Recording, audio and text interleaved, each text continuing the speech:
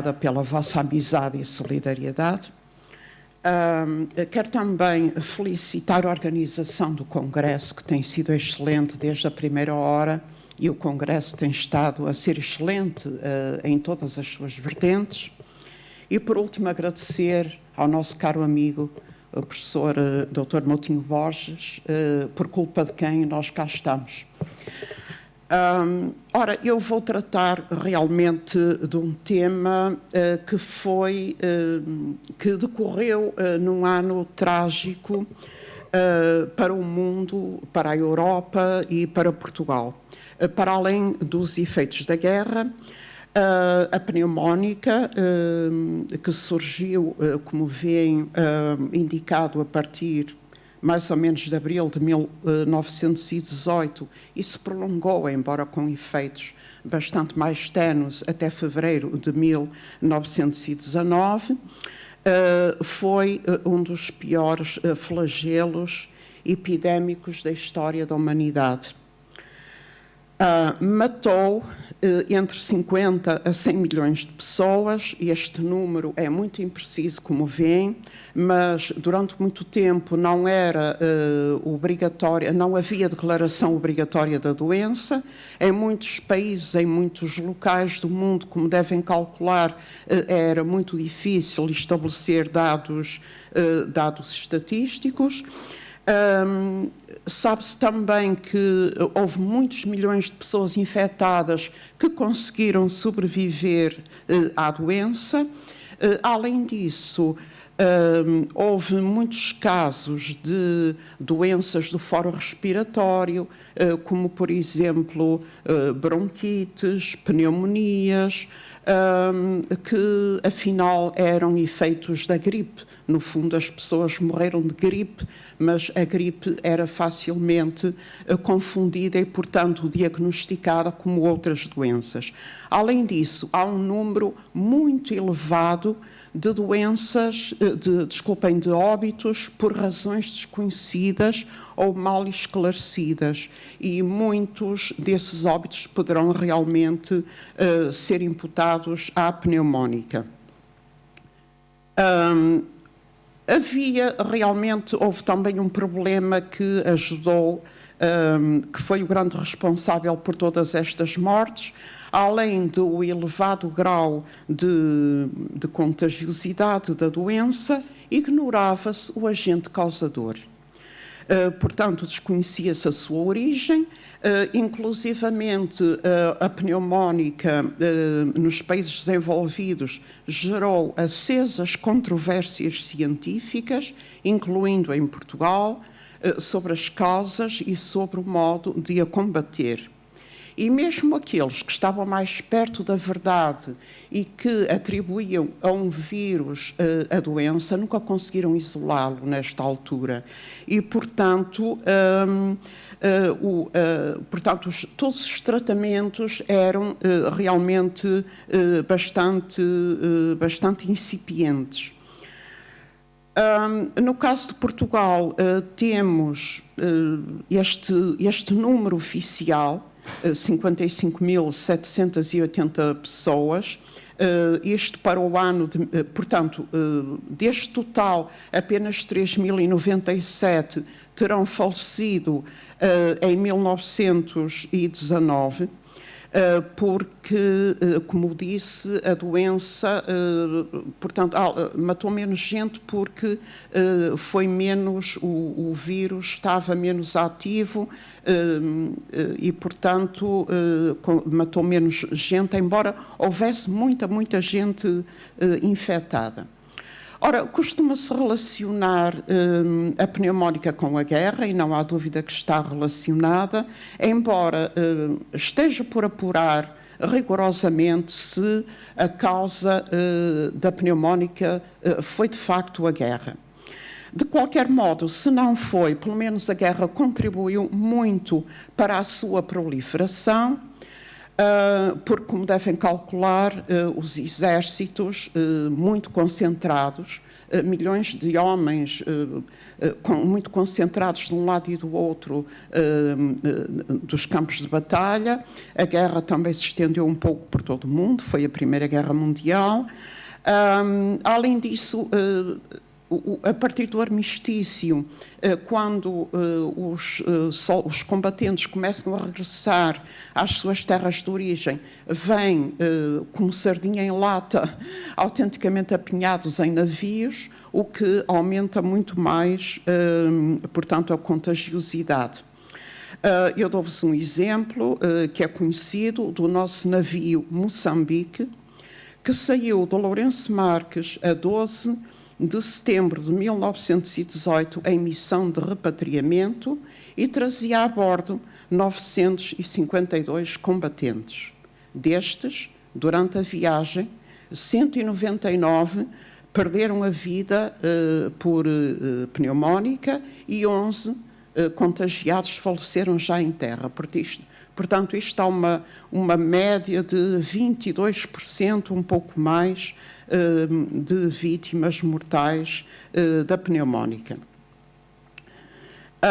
Portugal foi um país dentro da Europa, peço desculpa, ainda é cedo, foi um país dentro da Europa altamente afetado. E, curiosamente, mais do que os países que tiveram guerra, não é? Que foram os principais campos de batalha. Mais que Portugal, portanto, a percentagem em Portugal foi à volta de 9,8 vítimas mortais por 1000 habitantes. Aliás, ali está 9,7, mas penso que teriam sido 9,8. À frente de Portugal só ficou a Espanha, a Itália e a Hungria. Ora, e quais as razões desta grande mortalidade? Podemos apontar várias. Portugal era um país muito pouco desenvolvido ainda, com muito más condições de vida, com o alto índice de pobreza,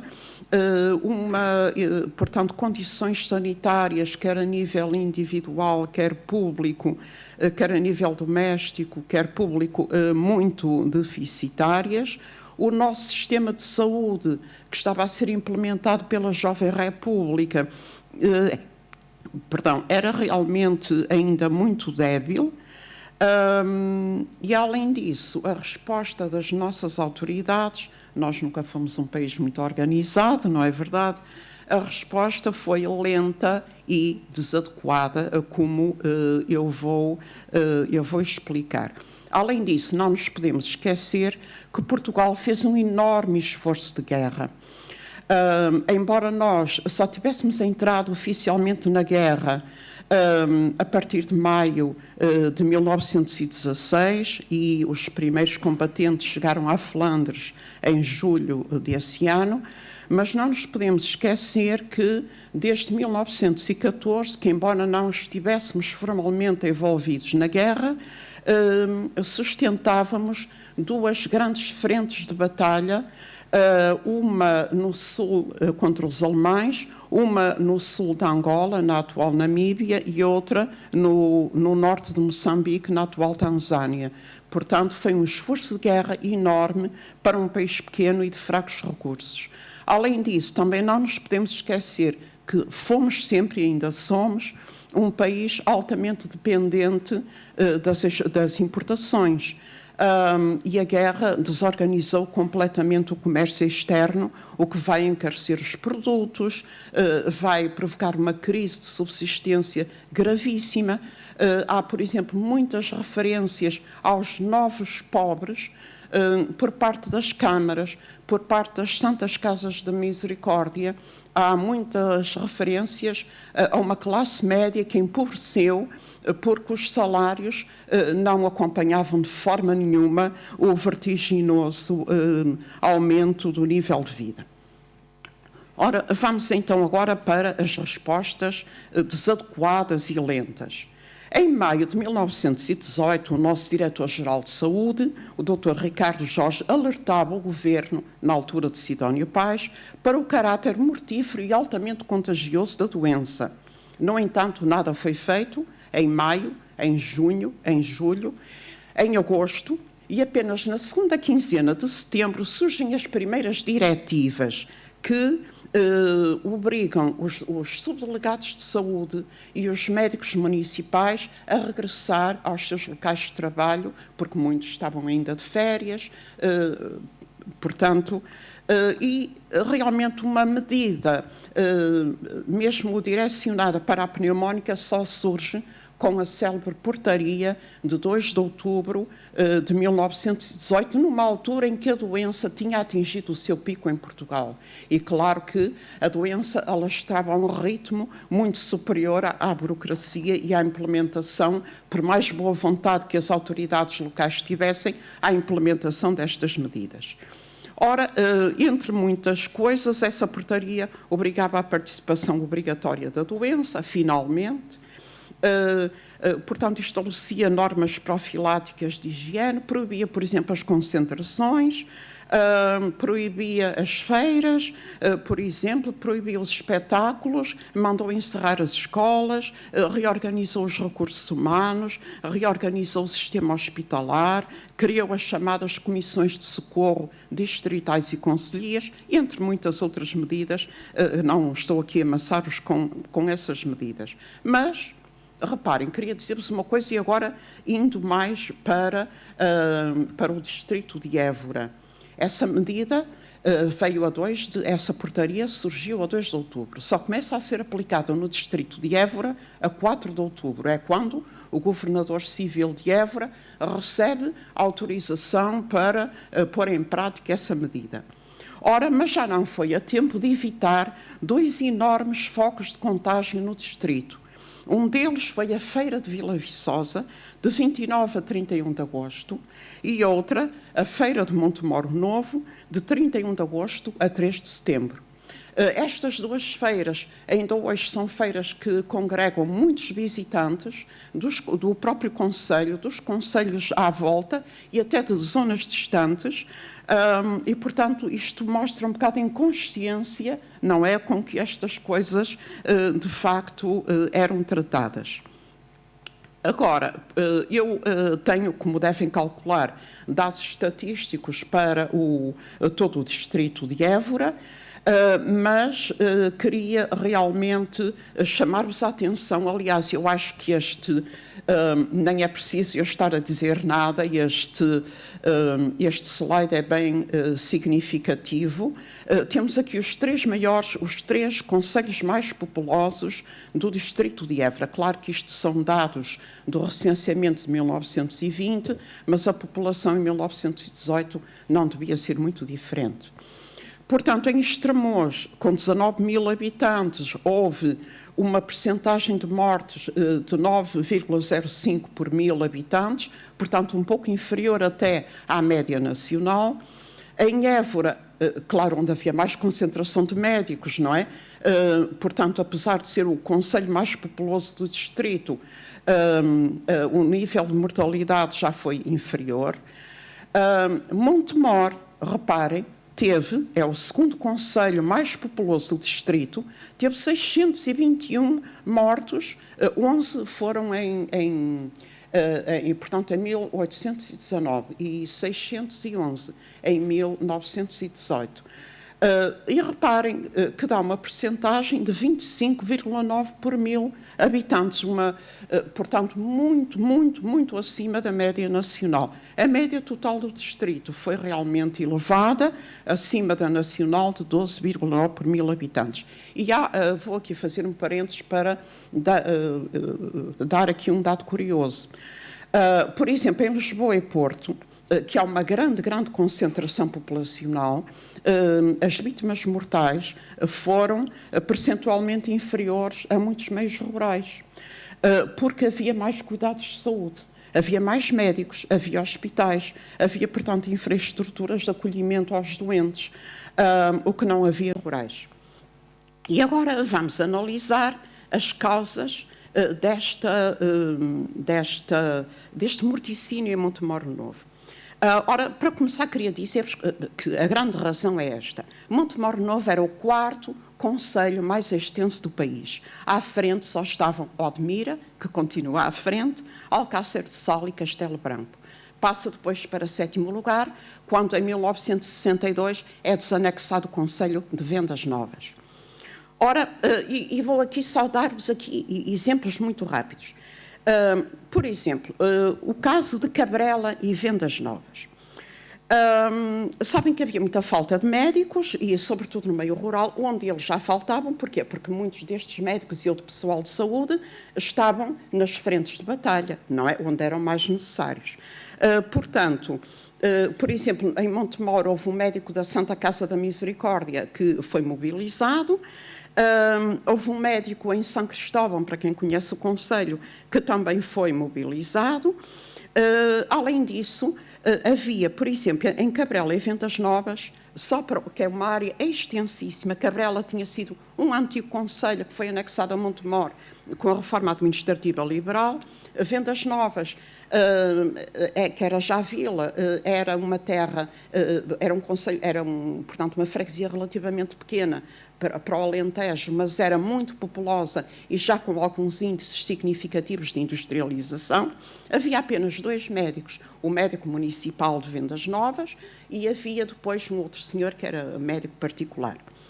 Ora, uma das medidas da tal portaria de 2 de outubro determinava que os médicos reformados que ainda estivessem em condições de trabalhar nesta fase mais virulenta da epidemia, voltassem ao serviço. E realmente houve um médico, o Dr. Aleixo Paes, que voltou ao serviço, mas ficou apenas no hospital, porque como as escolas encerraram, algumas foram transformadas em hospitais. E em Cabrela e em Vendas Novas, em cada uma delas, foi instalado um hospital nas respectivas escolas. Ora, portanto, além do médico reformado que estava permanentemente no Hospital de Vendas Novas, para uma área extensíssima havia apenas 2 médicos. O médico municipal, em períodos de normalidade, era obrigado a ir uma vez por semana, que por acaso era à quarta-feira, a Cabrela, em épocas de normalidade. Ora, ele explicava à Câmara de Montemor o seguinte: para ir a Cabrela, ele tinha de andar 17 quilómetros de carro para lá e outro tanto para cá. Além de Cabrela ter pequenas aldeias e montes, muitos montes isolados. Ora, mas em tempo de guerra, sabem que uma das coisas que faltou foi o combustível, não é? O combustível, apesar de ser pago a peso de ouro, em determinada altura falta. E então o médico escreve à Câmara a dizer que não pode ir a Cabrela, que está a morrer gente, que Cabrela está numa situação que é classificada de catástrofe, mas ele não pode lá ir porque não tem combustível para o carro. Bom, então arranjou uma solução, foi de cavalo. Ora, o cavalo, claro que encurtava caminho, não é? Ia por caminhos muito mais sinuosos, mas encurtava caminho. Mas acontece uma coisa, eu não sei o que é que aconteceu ao cavalo do médico de Vendas Novas. O que eu sei é que os equídeos eram também requisitados para a guerra. Sabem que na Primeira Guerra Mundial ainda se andava muito a cavalo, a oficialidade andava toda a cavalo e também não havia médicos, não havia cavalos no concelho. E então, não sei se o cavalo morreu, se o que é que aconteceu, sei que às tantas o médico nem tinha carro nem tinha cavalo e as pessoas a morrer sem qualquer apoio. Bom, entretanto, há uma altura em que ele não sei como arranja o carro e combustível. Claro que também uma das medidas da portaria era requisitar os carros civis. E houve muita requisição de carros civis para, para ajudar os médicos a combater a epidemia. Bom, ele arranja o carro ao fim de algum tempo e foi a Cabrela. Mas acontece o seguinte, adoeceu de exaustão, o que é natural. Estes médicos, pessoal da enfermagem, estavam completamente exaustos. Adoeceu gravemente numa das suas visitas a Cabrela e adoeceu tão gravemente que teve de ser imediatamente transferido para o Hospital de São José para Lisboa. E então ficou Vendas Novas e Cabrela ficaram. Cabrela ficou completamente ao desamparo e Vendas Novas ficou apenas com o tal médico particular e com o Dr. Aleixo Paes, que continuava a dar uma ajuda preciosa. Bom, mas isto passou-se em muitos outros sítios. Eu não vou dar mais exemplos, senão daqui a pouco estou a mandar ser calada, estão a mandar calar-me.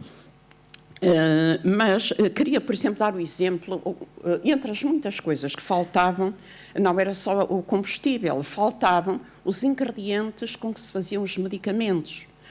Por exemplo, há cartas constantemente no Governo Civil a dizer que não havia cloridrato de quinino para a febre, não havia cataplasmas, não havia criolina para a higiene pública, portanto, e o Governador Civil também estava de mãos vazias, dizia para os presidentes de Câmara requisitarem esses pedidos, fazerem essas requisições, encaminharem-nas para o depósito central para Lisboa, que também não tinha maneira de socorrer as pessoas. E então, numa outra extensíssima freguesia, vou só dar este exemplo, que é a freguesia de Lavre, que também já tinha sido conselho, o médico foi alertado pela Câmara que o que é que ele andava a fazer, porque morria tanta gente, estavam constantemente a morrer pessoas, várias pessoas, dezenas de pessoas por dia que morriam em Lavre.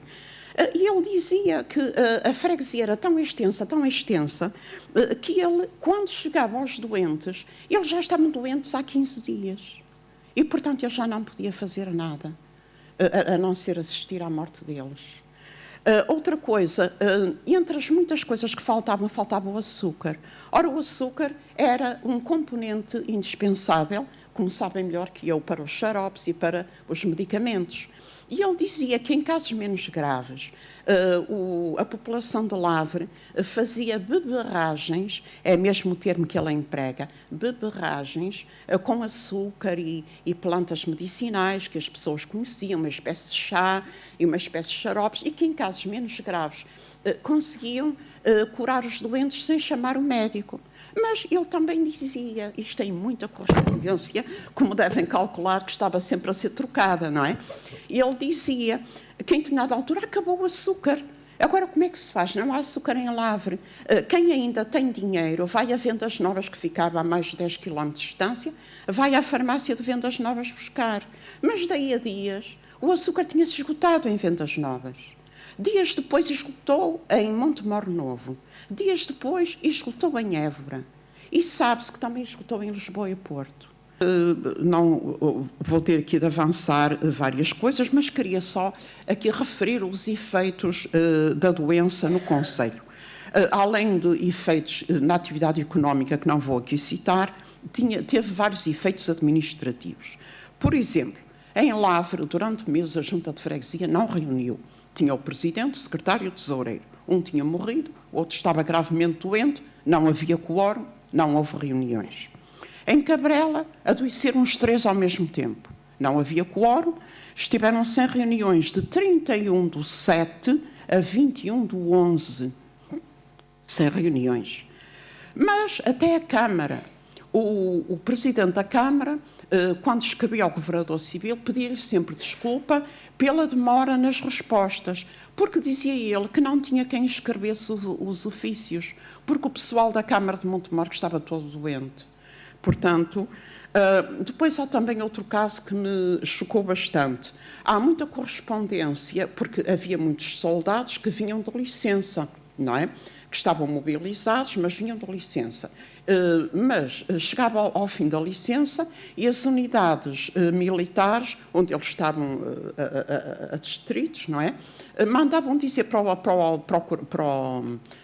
administrador do Conselho o que é que acontecia a esses mancebos, que eles não se tinham apresentado. E então o administrador do Conselho, de muitos, diz que estão gravemente doentes de pneumónica. E de outros, manda o atestado médico, diz que manda junto o atestado médico. De outros, diz que faleceram e manda a certidão de óbito. Quer dizer, mesmo aqueles jovens que tinham vindo de férias, ver a família, muitos já não regressavam, porque acabavam por morrer ou por adoecer gravemente de pneumónica. Outro efeito desastroso, sabem que a gripe, a pneumónica, afetou sobretudo adultos jovens. A pneumónica provocou muitos órfãos. E então, durante os últimos meses de 1918 e os primeiros meses de 1919 e até meio do ano, são constantes os pedidos do Presidente da Câmara para o Ministério da Justiça, para o Asilo da Infância Desvalida de Montemor Novo, a pedir para colocarem crianças que estavam desamparadas porque os pais tinham morrido e alguns tinham morrido a família toda. E eles eram os únicos sobreviventes e não havia quem tomasse conta daquelas crianças. Bom, agora só para acabar, como dizia o senhor governador civil, dizia, vejam localmente se conseguem apoio, porque realmente não há em parte nenhuma maneira de vos apoiar. E então, queria dizer-vos que Montemor tem uma grande tradição associativa que vem praticamente de meados do século XIX. Quer associativismo de classe, quer associativismo mutualista. E então, essas estruturas que se mantinham de pé, até havia cooperativas de consumo, várias. Portanto, essas associações tiveram, aliás, ainda hoje existe, é uma coisa, eu não sou de Montemor, eu sou do Norte, como já devem ter percebido pela minha pronúncia, mas há uma coisa que eu ainda hoje admiro muito em Montemor, é que há um forte espírito comunitário. E então, nesta altura, esse espírito veio ao de cima. E então realizavam-se bailes, festas, quermesses, vacadas, touradas, saraus, concertos musicais ou simples peditórios. Eram muitas vezes organizados por estas associações que encaminharam a sua atividade e a sua energia e as suas estruturas prioritariamente para o combate à epidemia. Mas também associações espontâneas, por exemplo, algumas eram organizadas por um grupo de rapazes, um grupo de senhoras, por exemplo, um grupo de velhos republicanos. Aqui o velhos, eu penso que não eram pessoas idosas. O velhos queria dizer que eram republicanos ainda antes do 5 de outubro, não é? Republicanos ainda do tempo da monarquia. Portanto, eram muitas vezes grupos informais de pessoas que se organizavam portanto, e depois há muitos beneméritos. Por exemplo, a família Marcos Santos deu imenso dinheiro para o Hospital de Santo André, camas, colchões, cobertores, enxergas, e depois havia o pequeno doador, que é uma coisa muito tocante. Por exemplo, havia um indivíduo que ia à caça, caçava 2 coelhos, levava um à Santa Casa da Misericórdia, percebem? Depois há uma pessoa que leva uns ovos, há outro que leva uma galinha, outro que pode um pouco mais, manda um porco.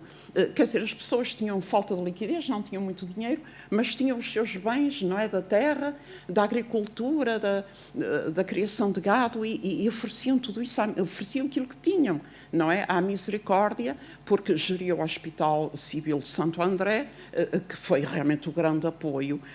E, portanto, era isto que eu vos queria dizer. A própria Câmara também se endividou bastante, porque canalizava todo o dinheiro para comprar medicamentos e para montar estruturas e, sobretudo, para comprar medicamentos para os doentes pobres e para comprar até para vender, para salvaguardar as pessoas do mercado negro, vender barato, praticamente ao preço do custo, à população em geral. E, portanto, Montemor, que tanto sofreu com a pneumónica, tem aqui as várias doenças que atingiram em 1918 Montemor. Muitas destas, reparem, vieram até antes da gripe, mas fragilizaram o organismo das pessoas e, portanto, quando a pneumónica chegou, encontrou um terreno fértil para se desenvolver mortalmente, não é? Portanto, são as outras causas de morte. E reparem como é elevado o número de doenças ignoradas e mal definidas. Muitas delas eram gripe. E mesmo as bronquites e as pneumonias, dizem os médicos, que não é o meu caso, dizem os médicos que algumas destas poderiam ser sequelas, efeitos da gripe, e no fundo eram mortes também por gripe, daí que o número possa ter sido muito superior. Muito obrigada pela vossa atenção.